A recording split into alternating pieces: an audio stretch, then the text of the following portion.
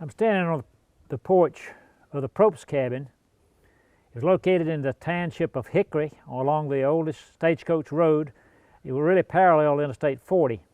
It was built by Henry Propst in 1790, moved to Hart Square in 1982.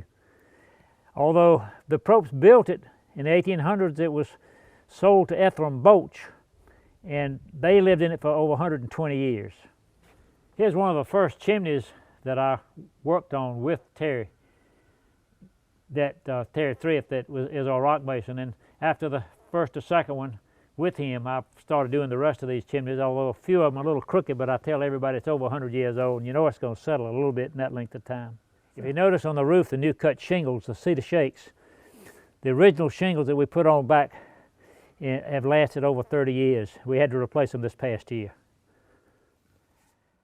As we walk into the room from the side door, on the right is a step-back bookcase from the 1800s with medical books and letters.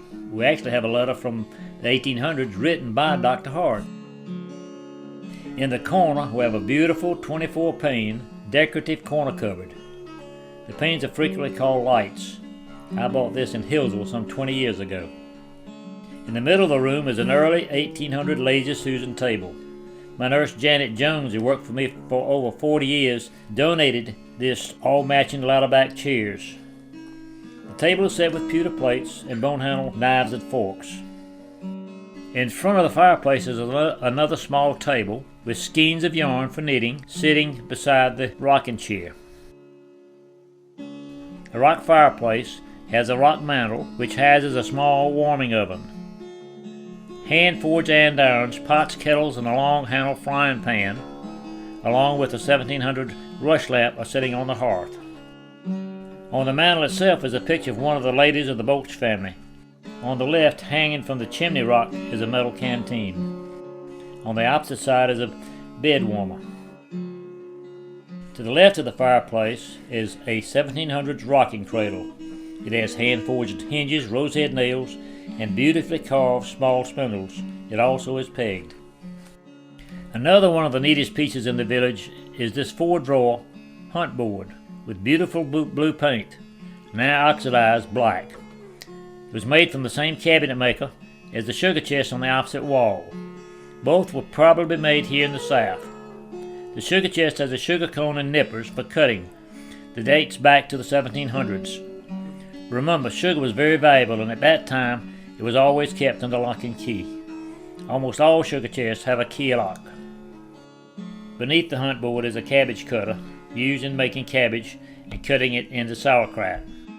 A small table by the door has a knife box, pottery, canned goods, and a tobacco cutter. Going up the steps to the second floor, as we reach the top, note a heart pine blanket chest with OG bracket feet. That pretty well dates it to the early 1800s or late 1700s. On it is a Bible box with a large, beautiful Bible. The only piece that was found in this house that came from the Propst family is a red linen press made of heart pine. Over a bookshelf at the top, you notice a covered box of cowhide and another small storage box. On the front wall is a 2/3 chest of drawers, a large spinning wheel, and on the back side is a tall rope bed, probably one of the tallest I've ever seen. The bed is so tall that it actually has a stool to help the person get into the bed. Beneath it is a trundle bed. Remember, all families probably back in the early 18 and late 1700s had a lot of children, included probably a lot of in-laws. On the opposite side is another rope bed. It is a high poster acorn carved bed. The bed is covered with a blue and white early coverlet that actually came from the Boach family that lived in this cabin for over 120 years. Beside it is a crib that has a side that raises and lowers at nighttime. You could drop one side down, pull it next to the bed so the baby could actually be next to the mother. At the top of the steps, you notice a small bookcase.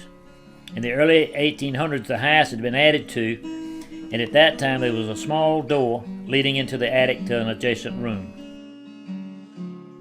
In all the 1700 cabins that I've moved, I've noticed that at the apex they are mortised and pegged, Frequently you see the Roman numerals to keep them paired up, and here you can see the Roman numerals on these rafters. During our festival, Linda Knight will demonstrate cabbage and kraut making on the front porch.